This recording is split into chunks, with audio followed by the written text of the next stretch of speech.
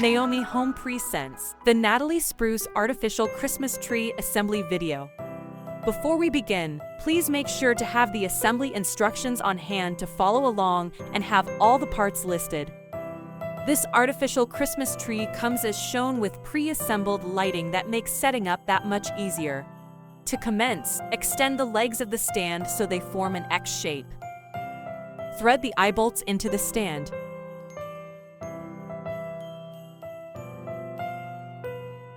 Insert the bottom section of the tree onto the stand and tighten till the pole is firmly secured.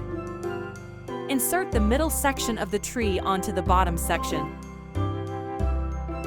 Now insert the top section of the tree onto the middle section.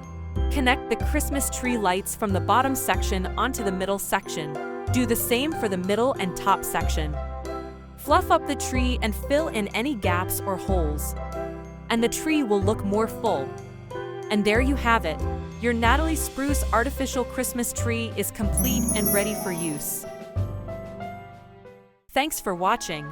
Please like, subscribe, and share for more Naomi home content. You can find the product link and more in the description below.